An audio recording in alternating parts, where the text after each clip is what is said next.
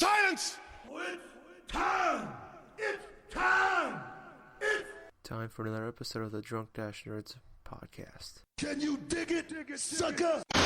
Grab a six-pack, sit back and prepare to laugh. It's Drunk Dash Nerds podcast. Grab a six-pack, sit back and prepare to laugh. It's Drunk Dash Nerds podcast. Grab a six-pack, sit back and prepare to laugh. It's Drunk Dash Nerds podcast. Grab a six-pack, sit back and prepare to laugh. It's Drunk Dash Nerds podcast. Sit back and get back and get back and grab a six-pack, sit back and get back and get back and grab a six-pack, sit back and get back and get back and grab a six-pack, sit back and get back and get back and grab a six-pack, sit back and prepare to laugh. It's Drunk Dash Nerds podcast. Hello, ladies and gentlemen, welcome to episode 399 of the Drunk Dash Nerds podcast. I'm host as always, I'm Tyler. Joining me with the man, the myth, the legend himself, Sir Colonel Gables. What's up, buddy? Tyler, at this moment in time, I feel kind of pissed off at Walmart. Oh, wow. And the reason why I feel like I'm pissed off at Walmart is because of a few things. One, I go to my store today. I see an Xbox Series S actually stocked on the floor. But right above it, there's a paper that says, due to high demand, we cannot sell these game consoles inside of our store. And what are the consoles? The PS5, the physical and digital editions of those, and the Xbox Series X and Series S. Now, fun story about this situation with Walmart and these consoles. Apparently, Walmart, earlier on last week, decided to take away the option of you checking to see if these consoles were in stock in the store. Oh, wow. The reason why is because people were able to find out how many of these consoles were inside their local retailers, their local stores. Go in there, ask the associates who clearly knew that these consoles were in there, but they had to change the policy in order to make it so it's online order only. Now, I don't know about you, Tyler, but if I see a console inside of a store, in the back of a case, clearly meant to be sold, I think that anybody would have the opportunity to buy it physically in a store. Wouldn't you agree? Yeah. Agreed, 100%. Well, I guess in the case for Walmart, that's not the option. That's why I was pointing out this little... contradiction of things to my mom that I was with, because we're buying things in order to make the house that we're living in now a little bit more, I don't know, livable. But I kind of find it hilarious that Walmart will allow you to buy a Nintendo Switch console and the handheld in store, but you're not allowed to buy, say, a PS5 or an Xbox Series X if it's stocked in the store. My store, and specifically, not only has had a Series S like today, but a few weeks ago, and Tyler can vouch this because I've actually talked to him about it, they had 3 Xbox Series X's in stock at one time in the store, on the sale room floor. So, what gives, Walmart? That is what really, quote-unquote, grinds my gears. But, yeah. Other than that, though, I'm happy I moved out of one house into another, because most of my week this week has been feeling dog-tired. Really tired. But at the same time, I'm happier now, because that tiredness is going to be over, and there are going to be new stuff happening, so I'm getting happier. But how about you, Tyler? Oh, good. Doing okay, you know. Just kind of same as you. Been tired, you know, has been, you know, the thing the last few weeks or so. I was just telling you for the show, I got a 3-day weekend coming up in a couple weeks, so I'm looking forward to that. Yeah, I mean, going back to what you said, Walmart. I mean, I think especially, I get, if you want to do the online order thing only, that's fine. But I think don't put the consoles out for people to see. You exactly. Know? Like, you're just creating unnecessary issues and things like that, especially with like how hard it is to find these things. So it's if they want people to buy it digital only, have the consoles off the floor. Mm-hmm. You know? Yeah. That makes more sense. I agree. Yeah, I don't understand that whatsoever. But yeah, I've had an interesting week. So Monday was a very interesting night. Got home from work, took a shower, sitting down here to edit the podcast, and I'm always really good, Gables, about locking the door to my apartment every time I come home.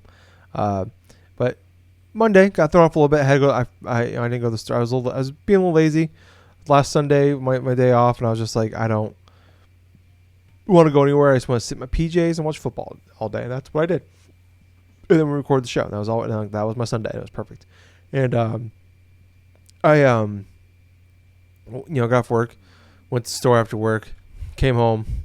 I had to go make multiple trips, whatever, bring in all the bags, what have you, and just threw off. You just have that. It's just clockwork, to you where I close the door, I lock the door, and I go on with my thing. This time, my hands were full. Put all the bags down, space, locking the door. Coming, like I said, get out of the shower, sit down, start working. Not even 2 minutes sitting on the computer. Some lady walks into my apartment and hands me my benefits package for my job I'm working at currently.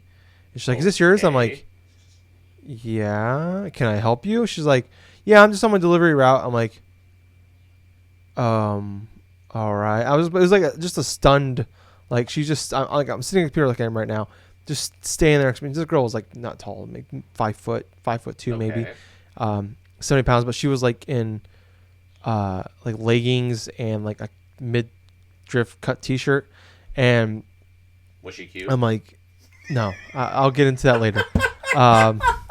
This will delve more into what like my confusedness and also the issue with all this was. But and then she's like, someone just stole my car and there's somebody, they're chasing me with a sniper, and ran into my bathroom. Huh? Yeah. So I'm like, I was just kind of sit here like just completely stunned for, it was probably like 3-4 seconds, but it felt like 20 seconds, 30 seconds, 40 seconds. Just so I'm like, what the fuck? Is this really happening to me right now? What is happening? So I knock her. I'm like, man, what's going on? Because I was, now I'm concerned. I'm like why? Oh, you said you're on a delivery route, which doesn't make sense. You're on a delivery route, but you're delivering me mail that comes in the mail. Okay. And, this was it's a book, basically. Not a book, but it's like a magazine that has all my stuff for my insurance for my new job. It doesn't fit in our mailbox that we have here, so they must have set it in front of my door. Because my apartment, we have there's 2 doors to my apartment, so she must have came in through the front because I always use the back door. And anyways, and I'm like, ma'am, like, what's going on? She's like, and she's on the phone with the cops now. I'm like, okay, but she's telling the cops a completely different story about someone. She was at somebody's house, and she kept telling her full name, first, middle, and last name over and over again. And she was on the phone with the cops and saying that like someone tried raping her. I'm like, what the fuck is going on right now? Like, what is happening? Boy. And she's like, send the police car right now. And I'm like, ma'am, like, I was knocking. I'm like, are you okay? And she was in my bathroom for like 5 minutes or so, and finally comes out, and I see her now. Like, but for, at first I was, when I was sitting on the computer, I was just stunned, like, what was happening. I didn't focus on anything. She came out. I'm like, you're fucking high on meth. Oh no. Immediately clicked. I'm like, you are on meth right now. You are messed up. And she called the cops like 5-6 times. Kept calling them over and over again. And she's like, I'm so sorry. This is happening to me. And then like her story kept changing. It was over and over. Like someone stole her car. Someone was chased with a sniper. Someone was trying to rape her. She's not high. She went to somebody's house, someone's apartment that lives around here, and she took some candy and she passed out.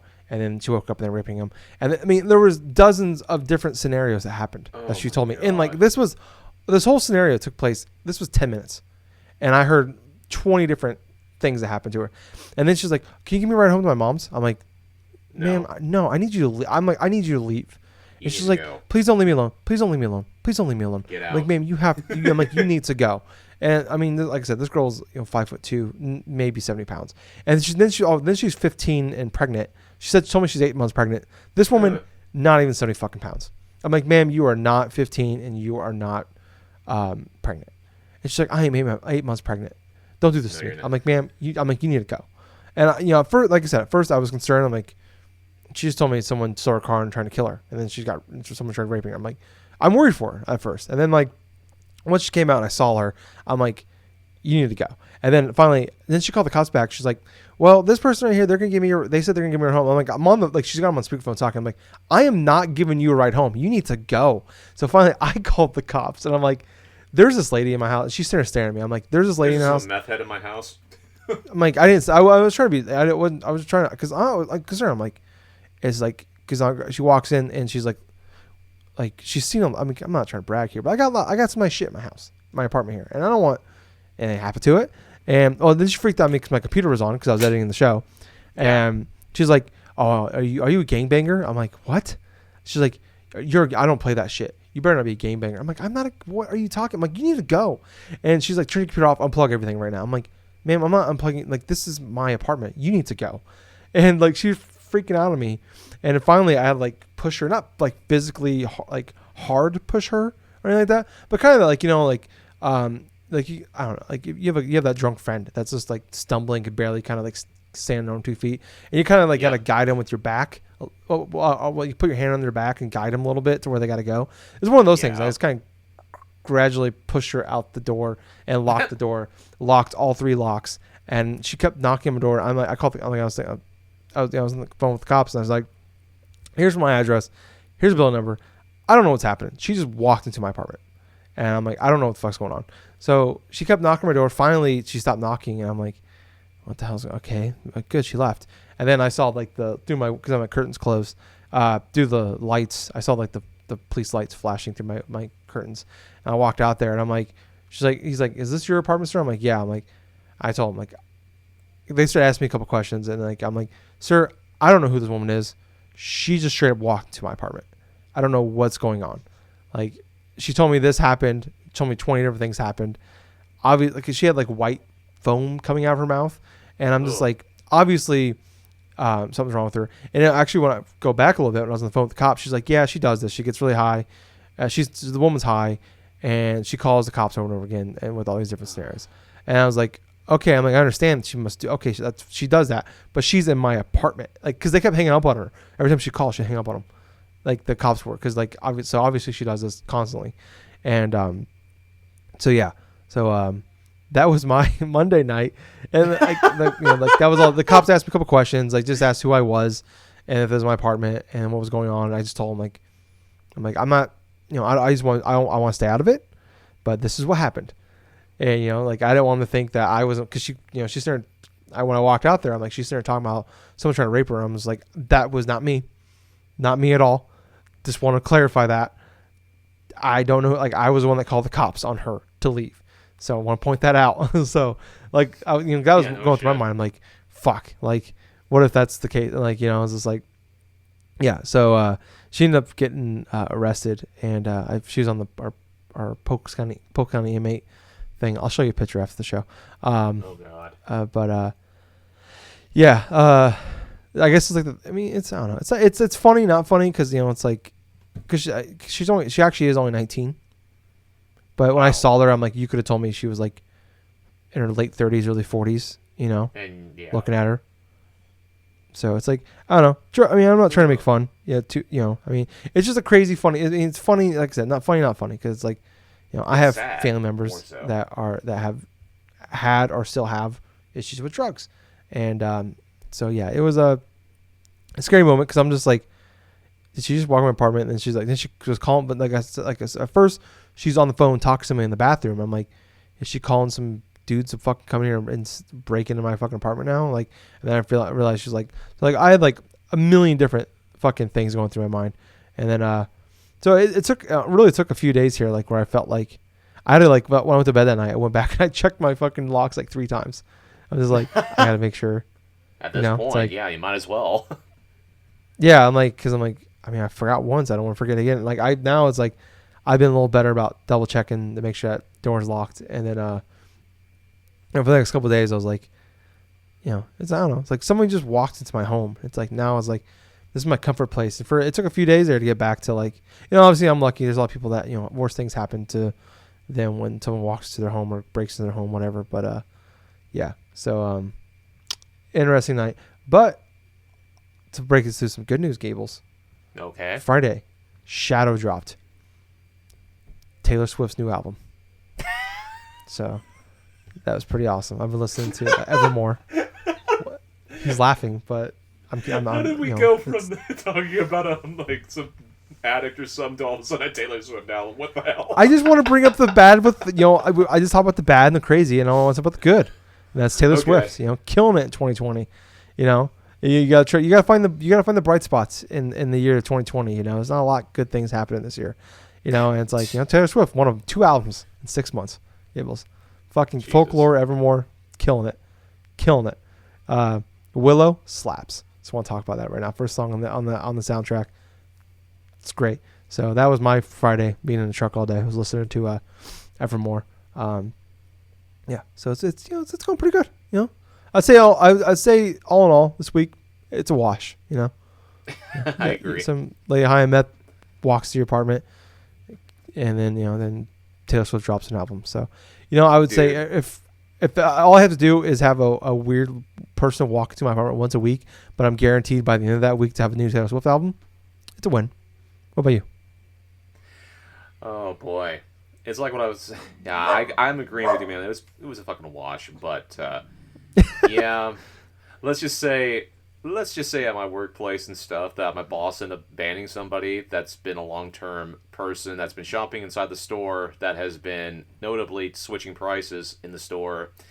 And, let's just also say that in that regards, it's that the same person kept, calling the HR of my workplace every hour on the hour trying to say how much, this is such a wrong thing for me to be banned and this and that and stuff, harassing them, and then coming back to the store 15 minutes before then and trying to get back in the store in this regard. So, well, that was one thing. Another, other than the moving stuff, was nearly getting hit by a freaking car in the crosswalk while I was in the middle of the damn crosswalk and the green light was telling me to go, cross the crosswalk. Some dude in a Bronco sped through and almost hit me, and I had to literally move out of the way because the dude was literally 5 seconds away from plowing me over. I'm like, holy shit! And obviously the normal. What's that? Is it a '94 white Bronco and was? Funny you should mention this in 1994. Dude, no, it was in 1994. But let me tell you something. Okay. It was almost like a fucking O.J. Simpson Bronco. The only thing that was missing is the thing was kind of a tan sort of color instead of a freaking brown-ish type of thing. Okay. But as you would expect, Colonel Gables did the ultimate reaction in regards to nearly getting hit by a car. I stood in the middle in front of everybody waiting at the stoplight, looked over at the dude that was crossing by, and gave him the fattest middle finger I could have possibly had. So you just pulled out your... I like to imagine you just pulled your penis out and put it between your two fingers. And it's the fattest middle finger I have. Here's my penis. That's what I like to imagine. Okay. Not that I like to imagine your penis, but I think that's what I imagine when you say your fattest middle finger. Oh my god. No, I could have swore there probably was a copper somewhere just waiting in line. Yeah, I could just imagine the image of me just dropping my pants and just giving the fattest middle finger. Yeah. And the cop would be like, you know what? He deserved that. He deserved that. There's a school 2 blocks away, but we're gonna let it happen. Just everybody just staring. I was like, okay, I can ultimately respect his decision he just made right now, and he just and yeah. Any other time it would have been inappropriate, but this time totally allowed. And that's not even the last thing that ended up happening to me was the night before that happened. I freaking almost got crushed by a freaking mounted cabinet. And I'll tell you what, I was cleaning out the cabinet. No, I was cleaning out the garage of the older house I was in. Right? And so, we never had trouble with this this supposedly mounted cabinet, right? So I opened the bottom, I opened the top end of it, there's nothing down. I crouch over, open the bottom of it, and unbeknownst to me, I pulled the thing a little bit too much, and all of a sudden the darn thing started to like fall forward on me. I'm like, uh-oh. And I just held it in place. My uncle came running as soon as like, he's like, hey, I need some help. And we ended up pushing the thing back and getting a bit of plywood and everything else into place. And I'm thinking to myself, yeah, what a hell of a week. Yeah. Yeah. Did any of your favorite artists drop a sweet Shadow Drop album to make a week better? Well, maybe not an album, but today I got a chance to watch a video from one of my favorite YouTube creators, Terminal Montage, and that was his animated thing for Super Mario All-Stars. That was hilarious. Oh, that's awesome. You're wrong because one of your favorite artists did drop an album, Gables, and their name is Taylor Swift. You were wrong. God. So, hey man, gotta get on board with Tay-Tay. Yeah. Gotta get on board. You know what? I was a hater a long time ago too. And then you just gotta shake it off. Players gonna hate. But you gotta shake it off, Gables. You gotta get on the bandwagon. Dude, let me just say, every time I think of Taylor Swift, I think of the one episode that we recorded near the end that threw Jake off, and it was just shake those, and I just said that, and I was just like, okay, I'm done. Oh, I gotta find the episode now because I want to listen to that one. Okay, man, it's good. It's a good album. It's a good time. But anyways, it's a good time, man. Let's talk about some games. Oh, this dude. is we are it's like a over story 20 minutes. Now. We're like 21 minutes in, and we haven't even mentioned video games yet. We got a lot to talk about. Dude, we mentioned you going through your whole incident encountering a meth head. We're talking about me in a midlife, like not like a midlife crisis. No, that's life. far away from that. Oh no, the freaking life or death shit. And it's like, okay, time to get down to it. Yeah, the reason we're here, talk about video games, and boy, there is a lot to talk about. So we had the Video Game Awards. Before we get to our overall thoughts, I don't know how to tackle this. Do we want to do overall thoughts without going into detail? It's hard because we don't know into details. Yeah, we'll just do it. Overall thoughts without going into details. What did you think of the show? Barring a few reveals, it was an absolute snooze fest, and I kind of honestly was not surprised, like, who ended up winning a lot of the rewards.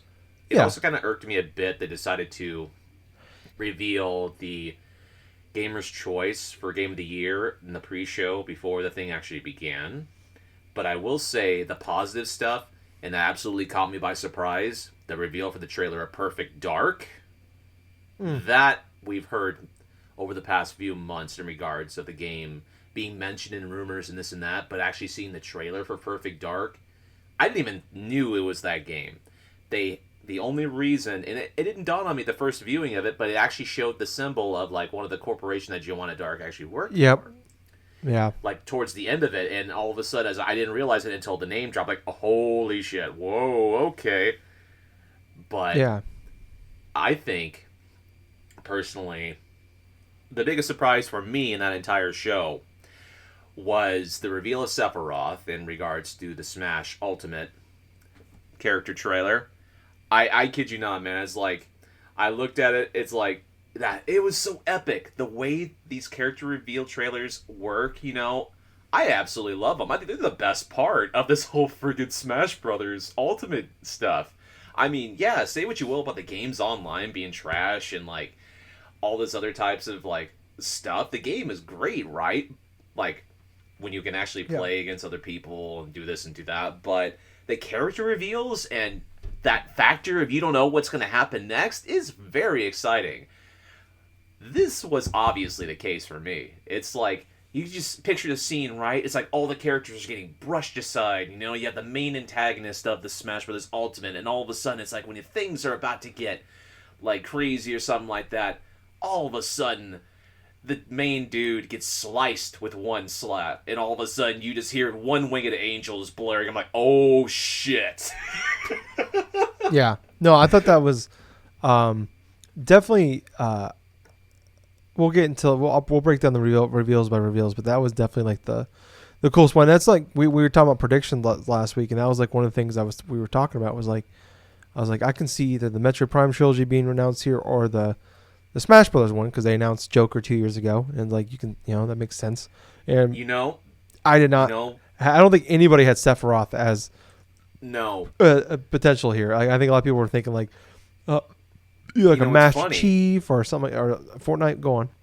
What was funny was when we were talking about that last week, I held back in saying in regards to the potential of what the Smash Brothers character I originally had thought, and I believe I said when it may have been like if it is like the Smash character reveal, it'll be something like, say, Nintendo related.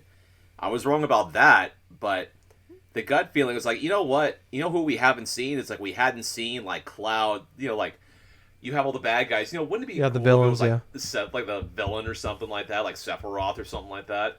I wish it would have said that last week. Man. Yeah, and then he killed Mario. It was incredible.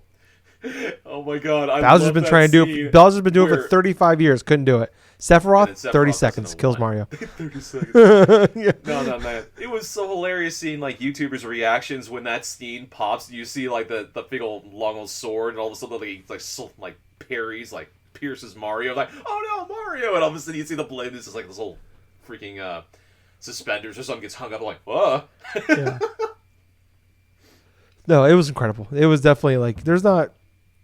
I always get excited for E3 and there's like a fist pump or like, yes kind of thing. Oh shit. Like that one literally got me off my feet. And it's like, that's one of those ones where like I went back and I looked on like afterwards at like live reactions to Sephiroth announce. Like it's incredible. Like Easy Allies is pretty great.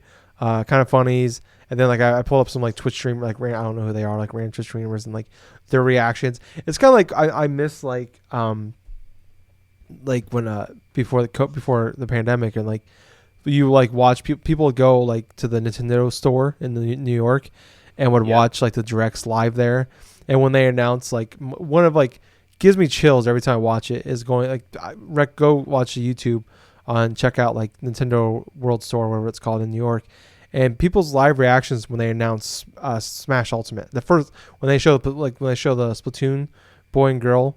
And then like the Inklings. The girl sees the Smash logo in her eyes, like that reveal. What is epic? It's one of those things like, dude. There's like I think everybody has those go-to things that just kind of gives them like those happy place things, or like gives them chills or hypes up a little bit. That's one of those ones for me. Like every time I watch it, I'm like, man. that's incredible. I tell you what, Tyler. The last time I felt that way is like when Banjo-Kazooie was revealed during that one like. I think it was either during E3 or something like that, and just the reactions. It was the E3 before it came out. Yeah. It was like, holy shit. Yeah, because they teased Banjo before, and it was King K. Rool, and then the next time they played off of that, and they actually announced Banjo. Oh my god. But yeah, Sephiroth definitely is in that tier where people's like, how the fuck did they get Sephiroth in it? And I'm like, well. It makes sense in that regards, but honestly, it is a long time coming in that regards, and it's kind of funny when, at one point, you could argue that Square Enix wanted nothing to do with Nintendo, especially when it came to the N64 back then, because they had left the PlayStation to produce Final Fantasy VII after the whole the differences between them and Nintendo. Due to cartridge constraints and limitations of that, plus they had at one point a working prototype of Final Fantasy VI on the N64, but that was their basis to do for 7 until moving to PlayStation. But seeing literally over 20 years, like say 20, 30 years later, seeing Cloud and Sephiroth, main protagonists and antagonists, and even like the PlayStation Final Fantasy games, the 7, 8, 9 being on a Nintendo system is just mind-blowing to me as a longtime gamer. Yeah. Oh, you can even argue that too with when there's whenever a new character from a third-party developer comes in to Smash, they get a stage, they get they get the character on the stage and a shit ton of music, and you usually bring in weapons, stuff like that, and it's when Cloud came in, they gave him 2 songs a stage in Cloud. Yes. It's that was always the complaint was why are they so limited on that? So I'm wondering how, so I'm assuming we're getting another stage, hopefully. Oh yeah. And then Sephiroth, and then Hopefully we get some more music because not being a Final Fantasy guy really up until Final Fantasy 7 this year, loving that game, and like the music on that game is fantastic. I hope they do some of the music they put into it this time around because that music in there is top notch. I'll tell you though, the moment with Sephiroth and the Perfect Dark trailer, I felt like were the highlights of the whole Game Awards. For the same, on top of that, I think that was close. Was the reveal of that game from the maker that made A Way Out between the one that we played yes. through. I felt this that is game my moment right here. Interesting, actually. I sent you a YouTube link. I'm like, dude, Yes. I could not wait to talk to you about this because I fucking love that trailer with the It Takes Two music in there. We both really enjoyed A Way Out. Really good game. Yes, I adore that trailer. Gables, you and me were playing through it March 26th. You and I were doing it. I can't wait. I fucking love it. Like Way Out was a game I looked forward to. It looked good. I'm like, oh, this would be a fun co-op game. And it was. Like I've talked about many times before. If that was a game I just played by myself, it would have been, it's okay. But playing it with you, playing that game, like it's just playing games with your friends in general is more fun.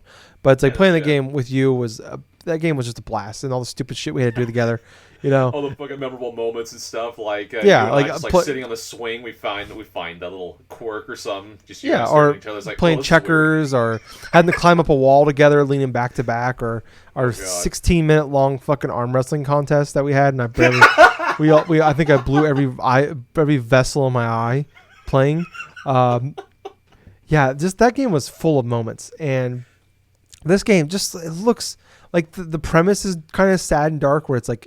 It's like this little girl, her parents are getting divorced, and she makes these dolls of her parents, and then like something happens and she wishes for them, I think, like not to get divorced, and then something happens and they end up getting sucked into these dolls, and like they're not allowed to, they can't go back to the real world until they, basically fix their differences and fall back in love together. And like there's literally a book called The Book of Love that's like running this whole thing and puts you through like scenarios. And I just, man, because they showed like there was like they had Yosef there talk about it, and they showed like a little mini trailer, and I'm like, all right, that looks fine. And then they played the actual trailer with the gameplay and It Takes Two behind it. Maybe there's the song behind it too, but that game, man, I love that trailer. I went from like, okay, that'll be fun. Probably a game that Gables and I might play together. So like, I am buying my copy as soon as possible, and I'm going to fucking buy Gables a copy, and we're going to fucking play this goddamn game together. I cannot fucking wait. That game looks incredible, Gables. Oh man, I love it. Yes. Go on. But other than those moments I've said, there really wasn't too much of note that I could get really too excited for, because I already knew what the awards and stuff were going to be going through and doing. I knew Last of Us 2 would win most, more or less because of like the gaming media influence in that regards. But in terms of game reveals, the Smash reveal, Perfect Dark reveal, I thought it was hilarious though at the end. That final reveal was just the reveal of like Mass Effect is still alive, quintessentially. Yeah, it was a weird thing. I was getting so excited. It's like, oh, hey, this is Mass Effect. Maybe they're going to announce a new title. And it's like, hey, Mass Effect A is still alive. I'm like, we'll continue. Are you kidding me right now? They had a Dragon Age trailer, and they had a Mass Effect trailer, and they fucked both of them up. Yeah. I think we should just jump on into it, because there was a bunch of announcements, and I'll run through them. And if there's something you want to say, jump on in. And if I got something to say, I'll just continue on with it. But all right. There's some pre-show stuff here. So we had Nier Replicant version 1.224744874139, which was a game that came out only in Japan during PS3 and now coming to the United States. I love Nier Automata. I don't really know much about the original Nier on PS3. This game looks actually like Nier. It's actually the that Nier plus like Nier Replicant are actually two halves of the same coin, honestly. Yeah. From what I understand. Yeah. But that game actually looked pretty good. It did look pretty good in terms of the reveal.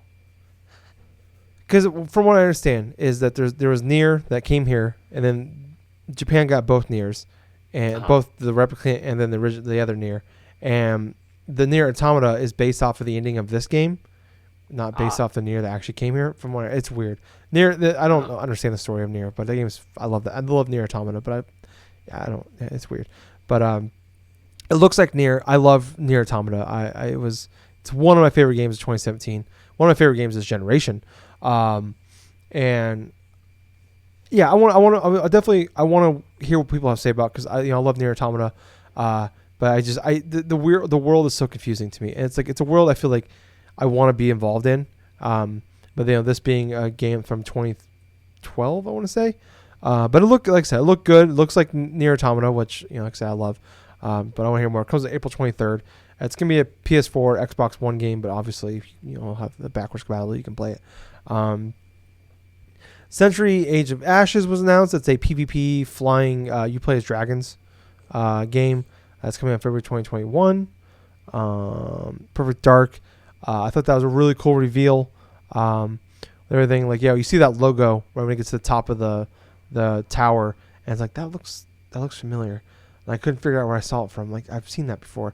And then, like, I love the reveal where it's like, they say Agent Dark as they're scrolling up, and you see the.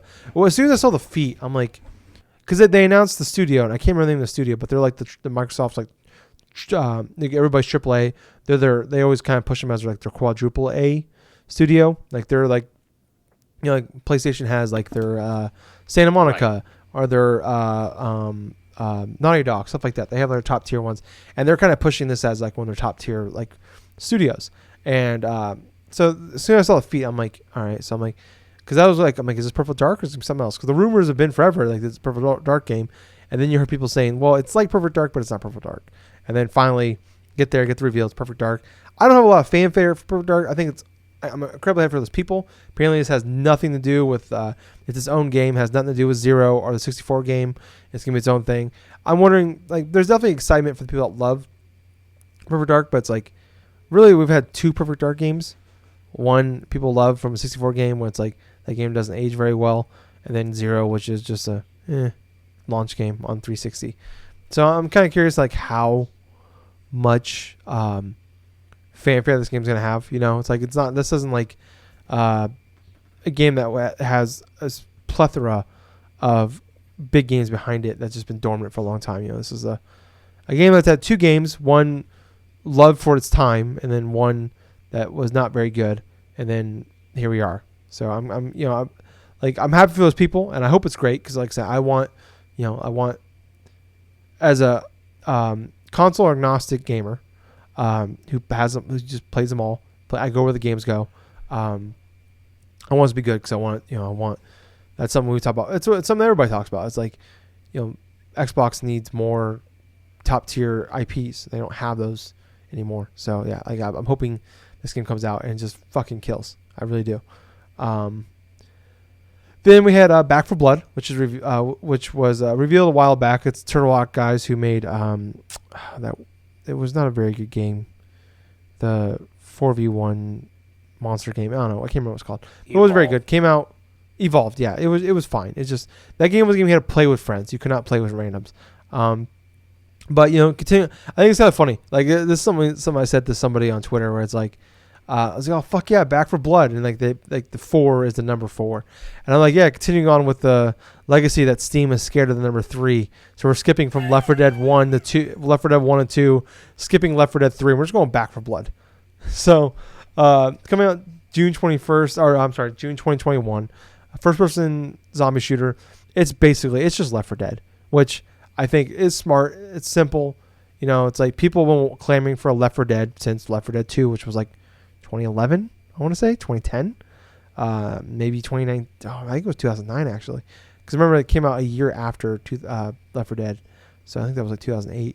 But yeah, anyways, people have been clamoring for basically just Left 4 Dead, but we've had a million clones since then. So it's one of those things where it's like people have been clamoring for it, but we've like a million people have tried to recreate those in their own way. So I'm the gameplay we saw from it looks very much like Left 4 Dead. It's one of those games, like, I could see myself, if like I have dedicated people I can play with, I'll for sure check it out. But it's one of those things where like I'm gonna wait to see what people say on it when it comes out, and then because there's that Alien one that came out like a year or two ago, and I thought like that looks like a lot of fun, but it came out and it was just not. It was garbage apparently, and no one played it. So it's like this is one of those things where it's like I want to see what people think about saying about it, and like if I have people like dedicated people I can play with. What about you, Gables? Well, yeah, in that regards and stuff, I have really. I'm sorry, I kind of lost my train of thought a little bit. In fine. regards to which game we were talking about again? Back for Blood. Oh, Back for Blood. My bad. Yeah, that kind of like gonna ring true for me that I don't really remember too much of that game trailer, other than the fact that it made me want to play Left 4 Dead. Yeah, it definitely it brings back those warm fuzzy feelings of playing with your friends on 360. Well, like, yeah, I think that's what they're trying to capture. So I think that's what they're going for. I mean, if it brings back those, that'd be awesome. Like I'd love that, but it's just a matter of getting there. And I think I think there's like a alpha or beta you can get into now on PC, or you can sign up for. So I'm sure people will be talking about later.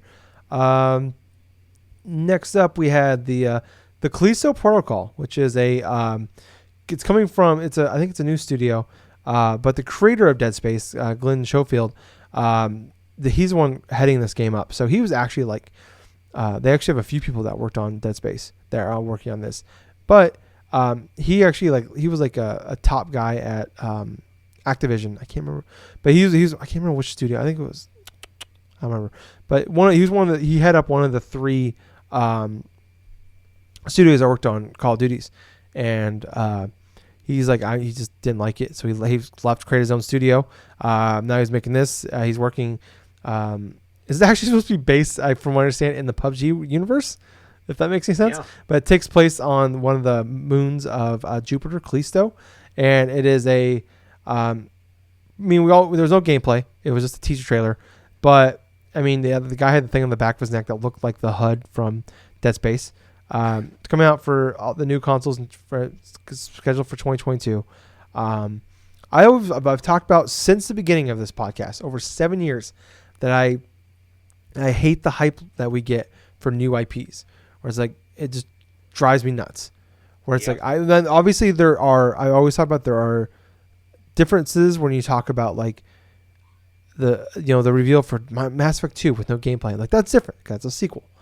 And it's a whole thing, but it's a brand new IP. We don't know anything about it. It's just like oh, that game looks badass. Like, we don't know any gameplay. We don't know anything about it.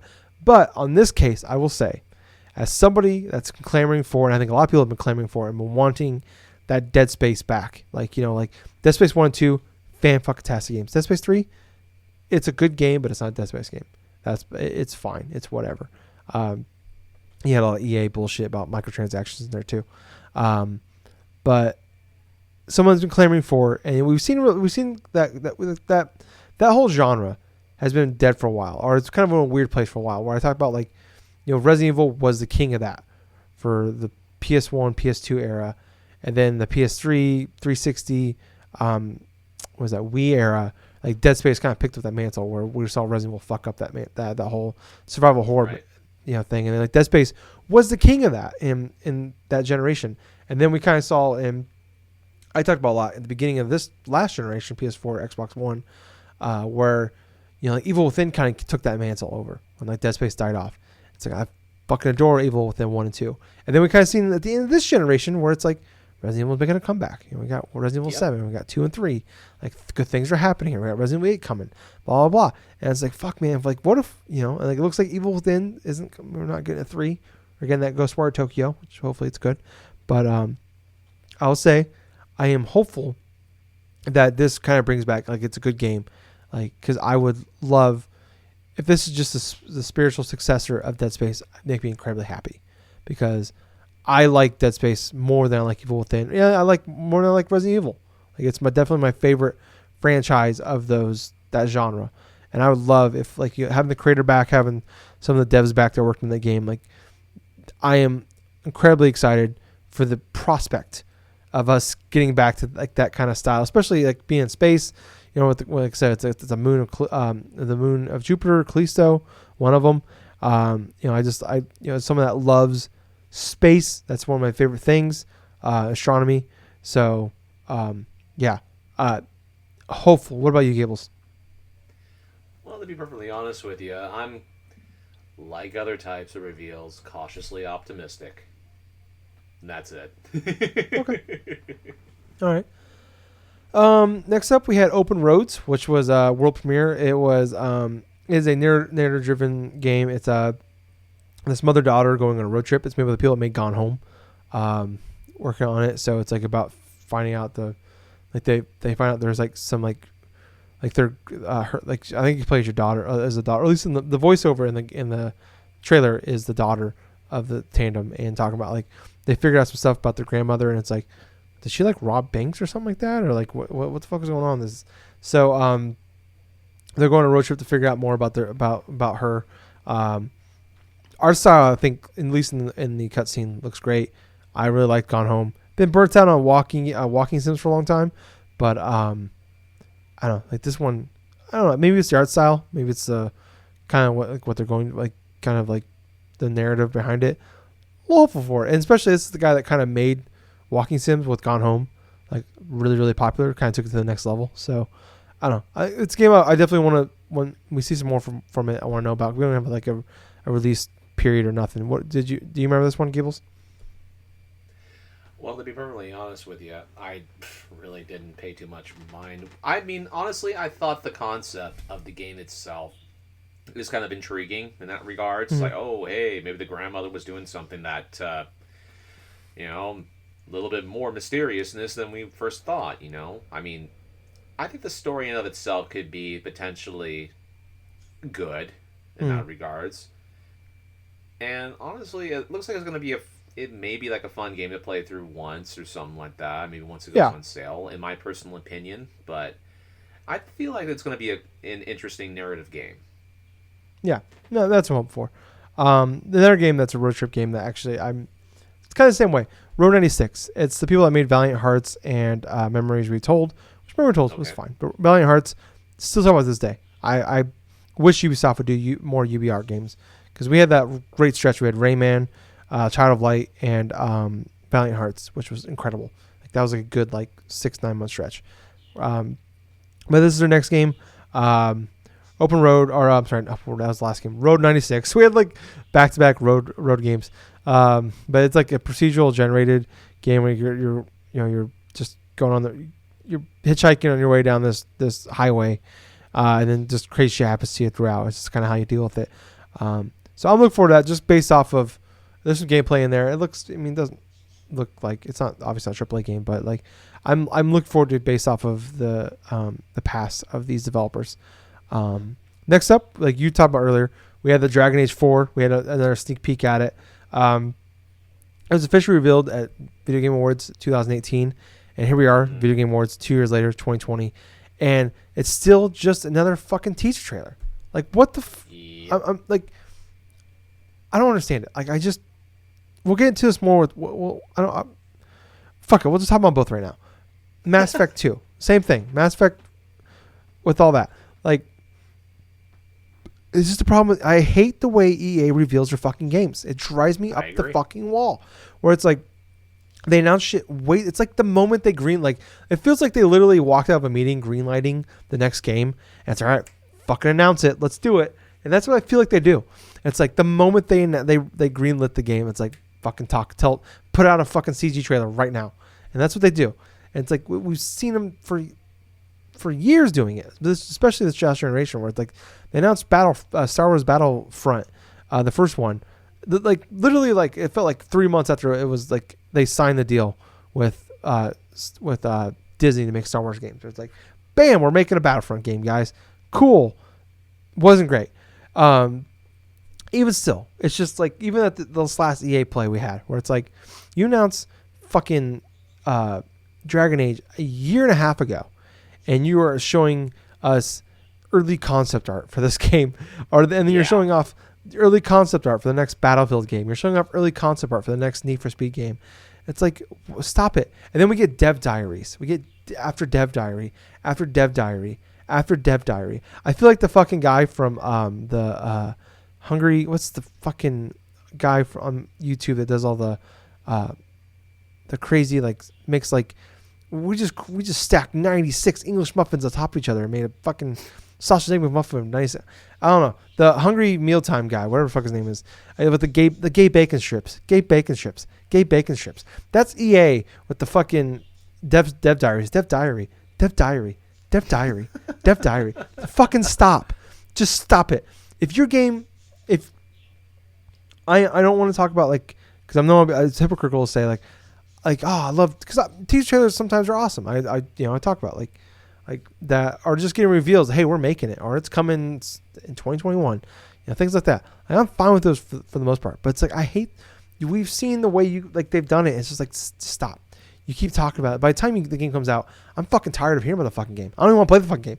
You just talk about it so fucking much, and like you don't show us anything. Like for years we hear about these fucking things.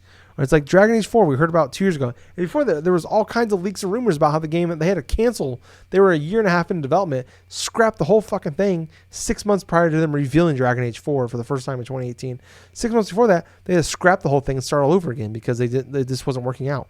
And it's like 3 weeks ago you announced, hey, we're making on 7 Day they announced that they finally announced the Mass Effect Legendary Edition, which is cool. That's awesome. It's coming out spring 2021. That's fine. That's fine.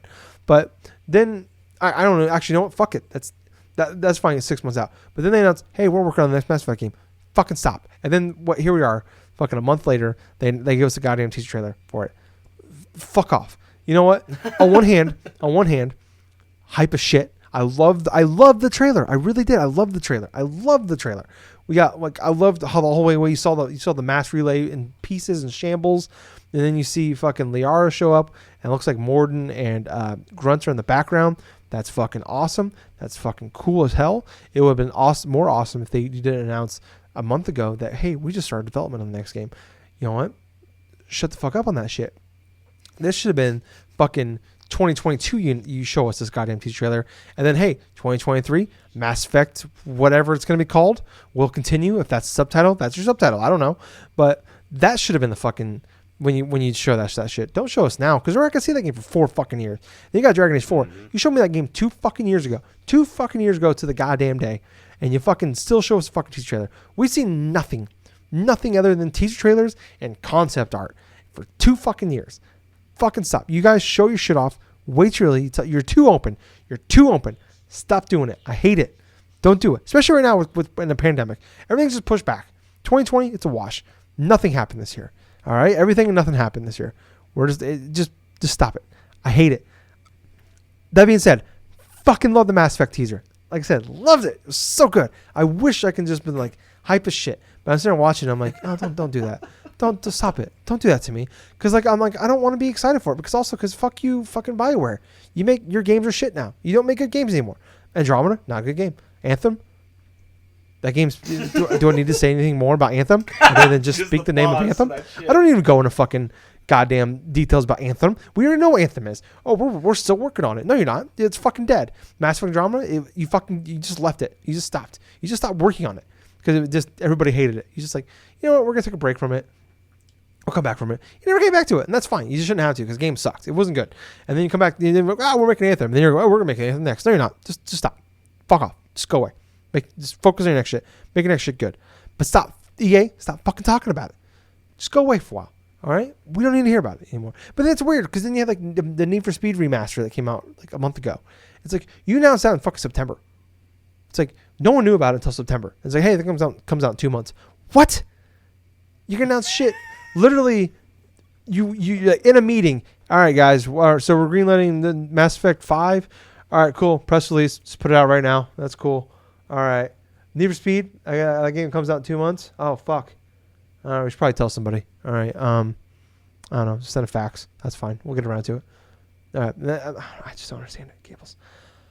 I'm angry. I don't either. Is there anything else you want to say before we move on? No, not really. Okay. It's been a while since I got into a rant there. I got to catch my breath back a little bit. I think I passed out for a minute. I blacked out. But I'm fine. I think I'm back now. Next up, though, we had a Crimson Desert game that basically just looked like a fucking like Assassin's Creed Valhalla, but better. honestly, is what kind of what I took from it.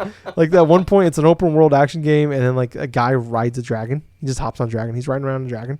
I don't know. Like it was like it was a very long trailer. It comes out in 2021 apparently. I doubt that, but yeah. I don't know. I can't wait. Like this looks pretty good. At first, I'm like, it looks beautiful, but I'm like, I don't really understand. You're not really showing me much here. And then as soon as the guy got in the dragon, I'm like, oh fuck yeah, okay. You know what? This could be cool. Swedish Chef is joining Overcooked. That's pretty awesome.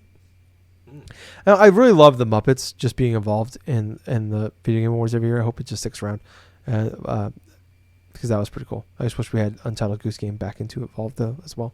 Another game to talk about. Season, which was revealed. It basically looks like if Studio Ghibli just made a video game.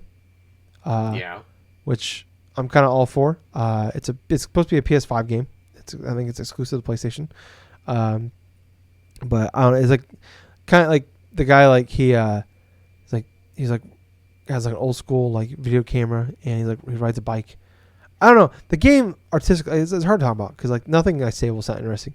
But just I love the art style. It's one of those things like I talk about like you got a good art style, man. You're gonna suck me in. Like I bought a lot of shitty games because you had a cool art style, and I've bought a lot of cool games based off the art style and love them.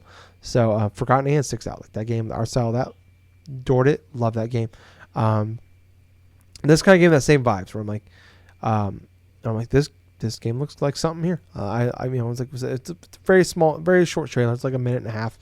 But yeah, I thought it looked kind of cool. Another very hype moment for you, Gables. Fucking Vin Diesel.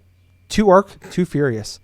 Is the thing that's happening. Might as well be called that. Yeah, it was so disappointing. Where I'm like, fuck yeah, we got Vin Diesel in a video game. Another one. I hope it's a yearly tradition where we just get Vin Diesel announced in a video game. Last year we got Crossroads, Fast Furious Crossroads. This year we got Arc 2. We got fucking Vin Diesel Power Fantasy the game. That's what it looked like to me. Yeah, it just sucks that he's like. It kind of makes sense that we're gonna follow the path of Fast and Furious, where it's like Crossroads, very hype moment, very cool moment. Game not very good, but still in a way fun game. Much like the original Fast and Furious. Arc 2, Fast and Furious, not a good game. Not a good movie. Arc 2, not a good game. Boom. Okay, said it. It's very disappointing though, and it's like, oh fuck yeah, we got Vin Diesel in a video game. Oh, it's Arc. Okay, well this sucks. It's awesome for the fans of that because like he actually is legitimately like an Arc fan. He's talked about like enjoying Arc. Yeah, that was a disappointing moment though. Fall Guys season 3 was announced. It's a winter themed season this year. No surprise in that. Yeah. I feel like the game just kind of. I know it's being played by a lot of people, but it's like that game just feels like it just fell off a fucking cliff.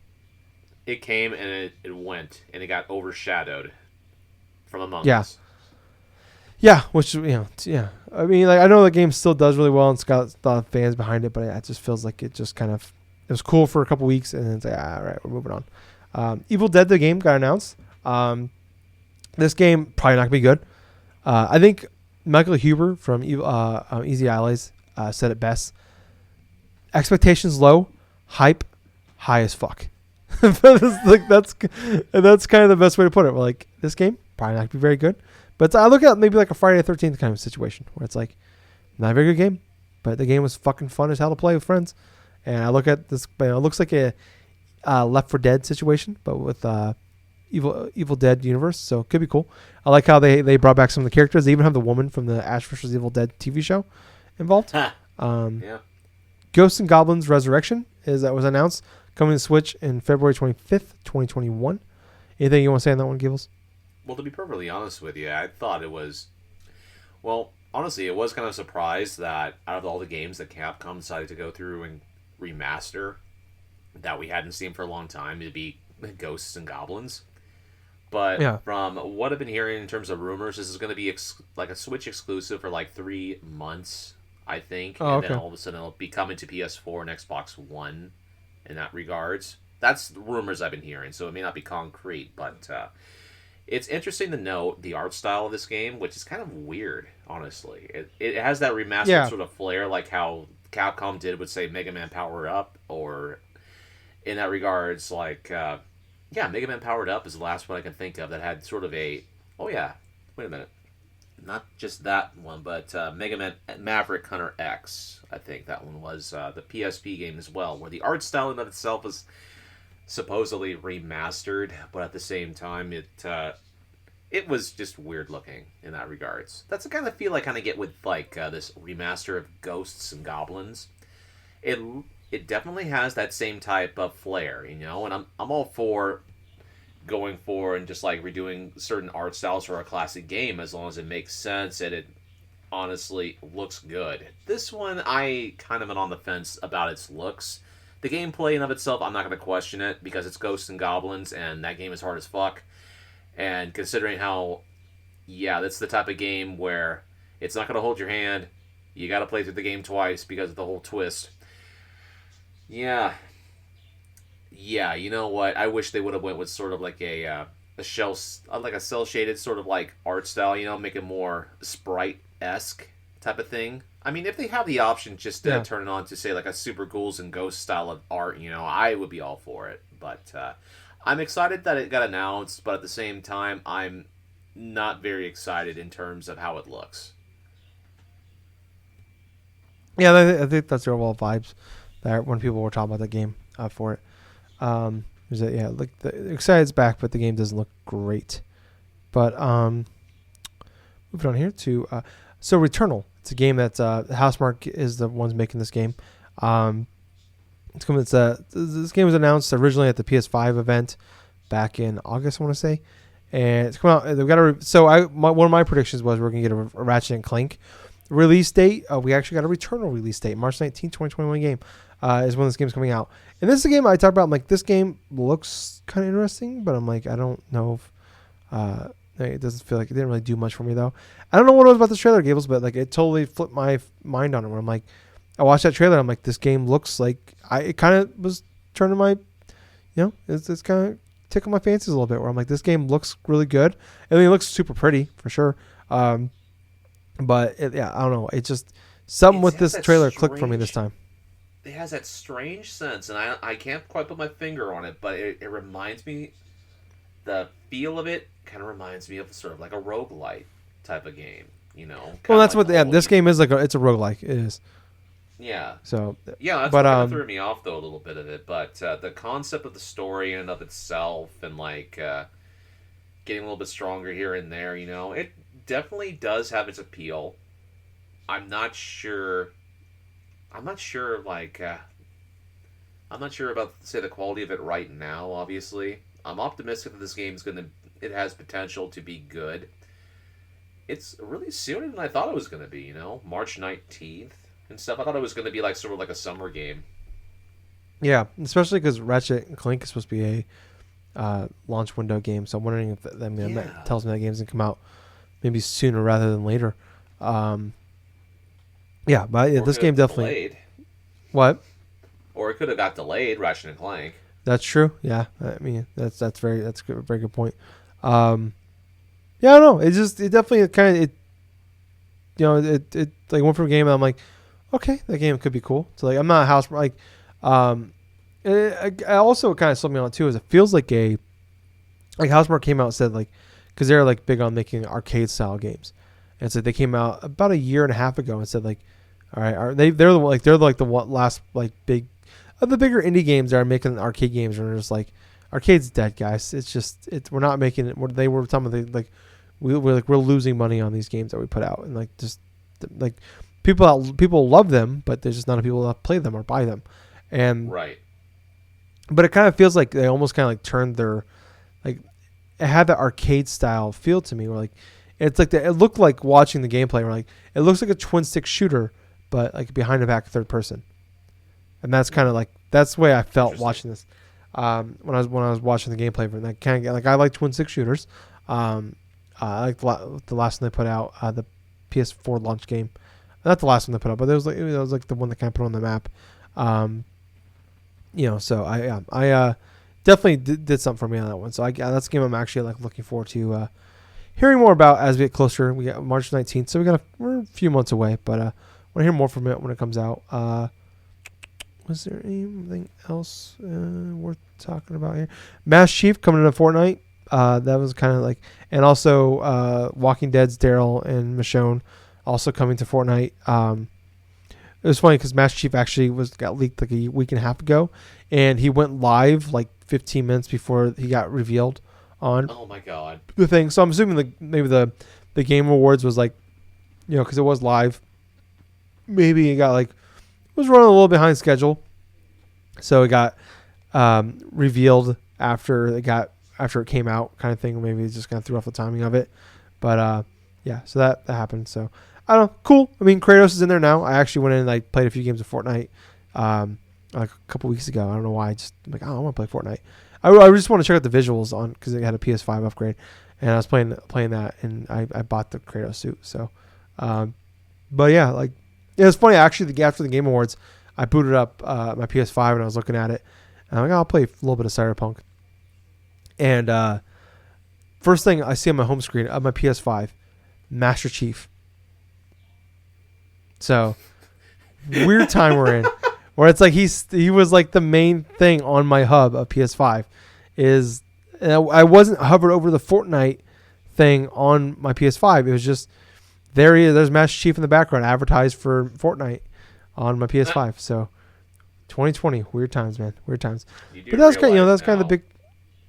Dude, what? Tyler, you do realize now that technically you could play.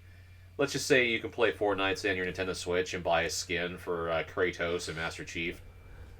Oh yeah, and like you can have Kratos and Master Chief can now fight in Fortnite, so we can find out those battles. But moving on to the awards here, so I'm just gonna run through them real fast here. So Last of Us Part 2 got Game of the Year, Best Game Direction, Last of Us Part 2, Best Narrative, Last of Us 2, Best Art Direction, Ghost of Tsushima. Best Score and Music, Final Fantasy VII. Best Audio Design, Last of Us Part 2. Best Performance, Laura Bailey as Abby in Last of Us Part 2. Games with Impact, Tell Me Why. Best Ongoing Game, No Man's Sky. Best Indie, Hades. Best Mobile Game, Among Us. Best Community Support, Fall Guys. Best VR Game, Half-Life. Innovation and Accessibility, Last of Us Part 2. Best Action, Hades. Best Action Adventure, Last of Us Part 2. Best Role-Playing Game, Final Fantasy VII. Best Fighting Game, Mortal Kombat 11. Best Family, Animal Crossing. Best Sim, Microsoft Flight Simulator. Best Sports Racing Game, Tony Hawk Pro Skater. Best Multiplayer, Among Us. Best Debut Game, Phasmophobia. Content Creator of the Year, Valkyrie. Most Anticipated Game, Elden Ring. Player's Voice, Ghost of Tsushima. Then there's all the esports stuff. I'm not going to get into that. So, yeah, I mean... No, I don't think any real surprise. Last of Us Part 2, kind of. Yeah. I think what took on 1, 2, 3, 4, 5, so 6. Wasn't 7. it nominated for like 11 awards or something? It was nominated for 11 and it won 7. So, not too much of a surprise. I figured it would win a good chunk of these. I mean, it was a good year for gaming, but I'm not. Mm-hmm. I think a lot of these made sense for them.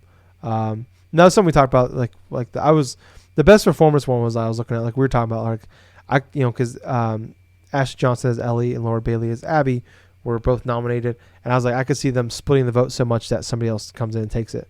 It didn't happen though. Laura Bailey, who I felt was the better of the two, but that's not saying much because it's saying a lot. But I mean, it's like the difference in them very minimal. They were both fantastic. Yeah, I don't know. I think overall, I mean, I don't think anything too big of surprising to see. This year, I'm glad Hades won. I think they won 3 awards.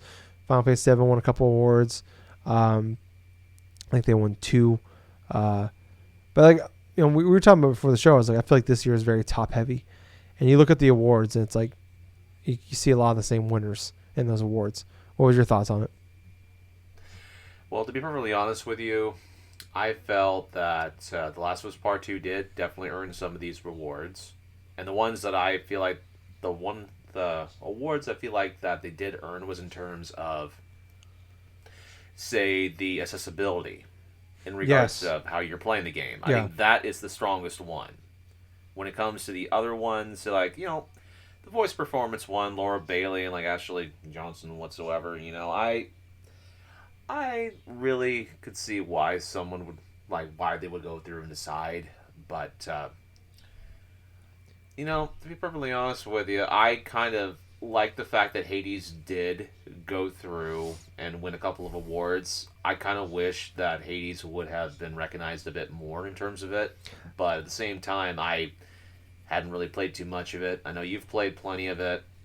I know Oh I yeah, need to go through and play Hades when I have a chance to do so, when I feel like yeah, it. I'm very happy that Ghost of Tsushima did win in regards to the player's choice for game of the year stuff. I mean, I'm happy that game got recognized in that regards. I kind of wish that it would have gotten a little bit more recognition in, say, Got on best the art other direction. award front. Art direction, yes. Art direction, I can 100% agree. That art direction for Ghost of Tsushima is fantastic. Mm. God, I found myself in that game taking so much random photos of it because it looks so fucking epic in terms of when you're in HDR and this and that. But overall, it was kind of like what I was expecting. I expected The Last of Us Part 2 to win a bunch of awards. I also expected to be kind of divisive between the actual people that decided the awards and the gamers that are going through into it. But ultimately, yeah, not too much of a surprise. Yeah, no, it was fine. Like I said, it was fine. I think it was, like I said, I feel like this year was very top heavy, and you kind of shows when you look at all the people that won awards this year. It looked like it was pretty much the same, 3 or 4 games that won a lot of the awards. So yeah, but moving on here to you know what, I don't have too much to say, so we'll just run through it real fast. Halo Infinite got delayed officially. I mean, we already knew it was got delayed to next year, but have now announced that's fall 2021. I think that's great for them. I think it's a good idea. It's smart. It's something we talked about when it got announced originally. It was like a lot of people were talking about this game probably needs to be delayed longer than just because people were like, it'll come out in spring, whatever, blah blah blah, not a big deal, blah, whatever. And it's then there was a lot of talk where people were like, this game might need to go, be in the oven for a little bit longer than just a few months. So that's awesome. That they're this is their biggest. This is Microsoft. We're talking about Perfect Dark. We're they need more big IPs, and everybody knows Halo's taken a big dive since 343 left, and it's just, they need, or not 343, but Bungie left. This is a game they need to be smart about and work on, and I'm happy that they're going to give them hopefully as much time as they need to make this game excellent, because I think Microsoft is smart to know that at this point we can't afford to have a mediocre. This game can't be a 7.5 and 8 out of 10. This needs to be that 9.5 game changer. That game of the year nominee game. That's the game we get to at 2021. This time next year, talking about the video game awards, about how going into Halo Infinite's got strong possibility to be game of the year. It needs to be that kind of candidate. It can't just be best shooter game 2021. It has to be top notch. What about you, Gables? Well, yeah, exactly. I mean, the whole aspect of the game of year stuff. It's going to be quite a challenge this year in the regards to which games are going to be, more or less decided what's going to be number 1, what's going to be number 2. I know, just get a little bit of future sight, the whole games of the year for 2020, especially for myself.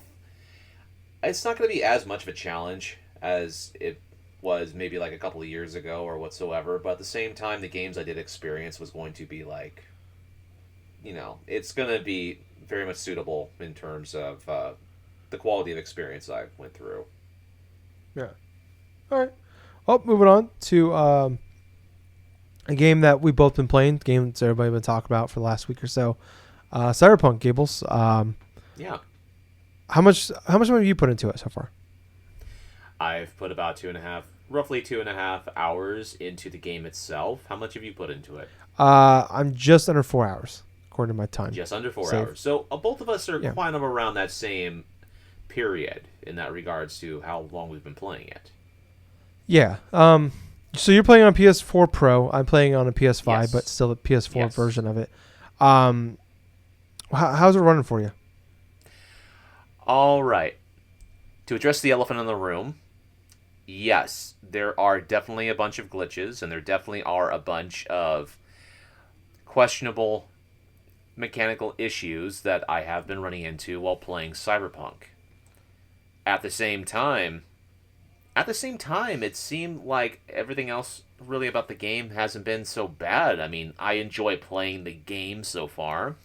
However, I do notice graphical hitches to where some NPCs will randomly be in places where they're not supposed to be, crouched down. There were definitely some elements of moments where I kind of said, "What the fuck?"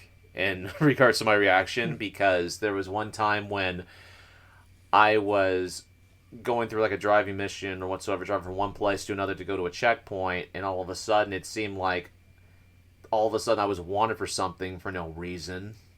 I mean, I kind of felt that one was kind of strange, and it was kind of funny as I was getting chased by cops without even realizing it, and I noticed things were just shooting at me. Like, what's shooting at me? It's like, am I really wanted right now? I didn't do anything. And it's like I just go inside of like one aisle. I was finally able to get to the one checkpoint where one of the missions with at I think like Misty's like little shop or something with Jackie and whatsoever, and like I was walking past them. It's early on in the game where you get your first like augmentation stuff from that doctor, one of Jackie's friends or something like that, with the implants and stuff that you can put. Yeah, Ripper Cut is that his name? Yeah, the river cut and stuff.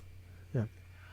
So performance-wise, the game on PlayStation 4 Pro, there are some dips in regards to some things. It's not as bad as what I've seen on the base PS4 and Xbox One, which I've seen Digital Foundry's comparisons with that, and man, I feel sorry for anybody playing this game like Cyberpunk right now on a base PS4 or a VCR-styled Xbox One, because they are going to have a horrible time in terms of frame rate, in terms of graphical glitches. I feel like the game, from what I've experienced, there have been some slowdown in regards to like getting into some forms of combat, but at the same time, I didn't really notice too much of an issue other than like NPCs popping and doing weird things. Like I haven't experienced yet, say, some extreme cases. Like, for example, me going and randomly going through a window or something and all of a sudden getting jarred back like 100 meters back, you know? That hasn't occurred to me yet. But what I have noticed is, like, there have been some issues that I've had with blurriness with the HDR on that I've noticed. After watching the Digital Foundry video in regards to the PS4 and PS4 Pro versions, I decided to power up the game again last night, and I decided to see if I can improve some of the visuals. So I turned off the grain, I turned off like something else in that regards, and then it didn't look really that pleasing to me, so I turned off the HDR function because I had it on originally and stuff, and it actually improved a little bit of the blurriness that I had with it. It's one of those rare games where I felt like it looked better without the HDR on, because at this moment in time, I feel like that even regardless of having the HDR feature on for the PlayStation 4 Pro, it doesn't really add too much of an improvement in terms of the visual fidelity of it.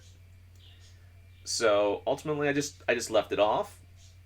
But what were the issues what was it that you were running into, Tyler, say performance-wise? So I've had a decent amount.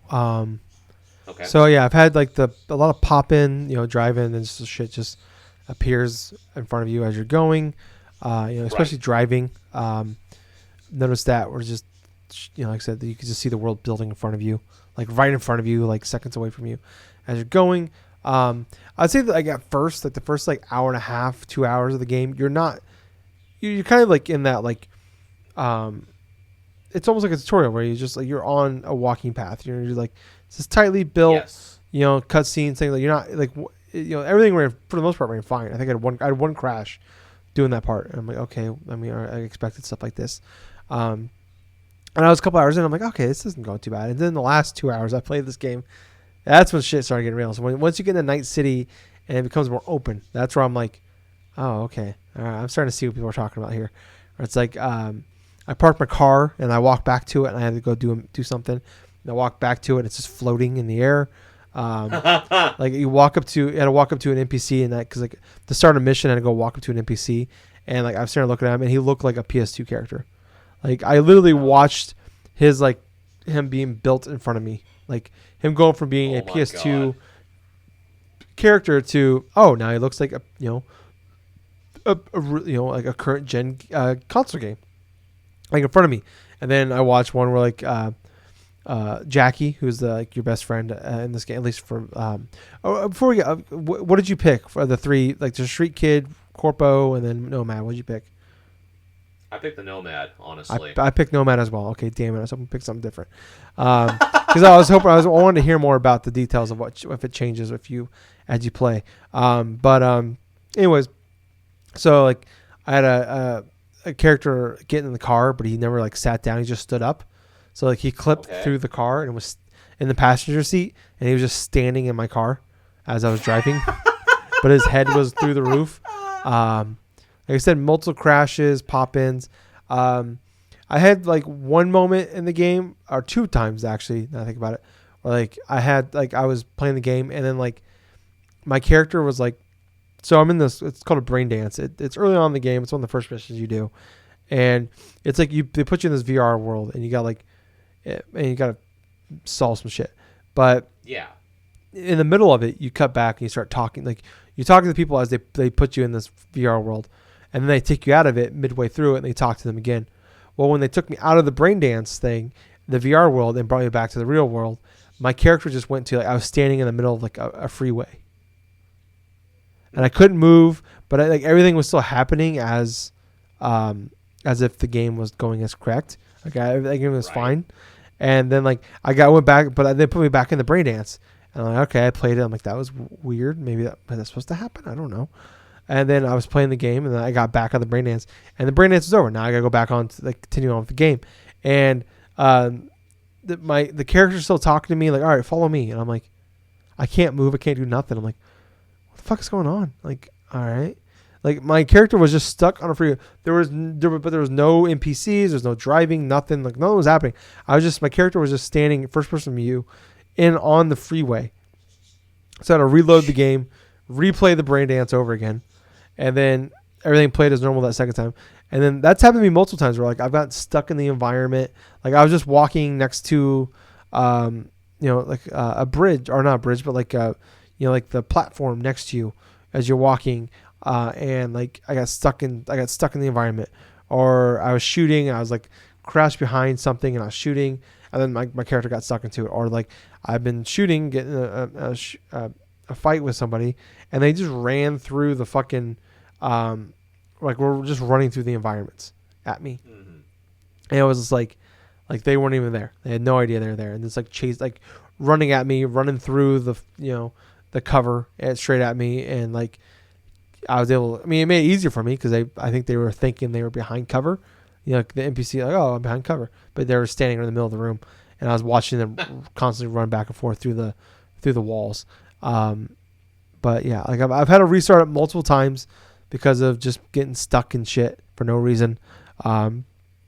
Things like, just things like that. And then like hovering cars, NPCs glitching out in the middle of the world, shit like that. It's just, nothing game breaking, but it's like I said, I'm 4 hours in, and I think I've had to restart the game. I've had 3 crashes now. I was like, oh, like, yeah, we have Gables and Tyler to record for a little bit longer, so we got a half an hour. I'll play some CyberPunk. I played for 5 minutes, and the game crashed on me. I'm like, fuck this. I'm done for the night. I'm not playing anymore. 3 crashes, and I've had to reboot the game twice. Where like I just like where I just like the one was in the freeway. One time I got stuck in the environment and just could not get out. A few times I've been able to just kind of work my way out of the environment. So yeah, that's been my experience with it. But I don't know, when I'm playing the game, it's good. But it's like, I don't know. It's like, I don't understand. Like this game, it's good. I'm like, I don't know. I'm 4 hours in, whatever, blah, blah, blah, blah, blah. And I'm not playing on a high-end PC. Neither one of us are. But it's like, the game is good. It's just like, it feels like a very well polished, or not very well polished, but it feels like a very well made open world game. I don't think this is like a, it would be a game of the year contender if it came out in March or April or September and it came out and it was polished. Probably, yeah. But is this like a game of the generation type of scenario? I don't feel like it is. Maybe when I dive deeper into it, I'll get there. And maybe if the game comes out and it works better and runs better, I'm able to play it without fighting through shit, my opinions will change. But I don't know. It's really weird working up to this. Like, my expectations weren't super high for this game. This game I was looking forward to for sure, but I wasn't like, oh, this is gonna be the best. Like, I was not like high on it like other people were. And it's just crazy, like the fandom behind this fucking game. I had not seen fandom behind a video game in so long. Where it's like, I have a lot of problems with the run up to this game.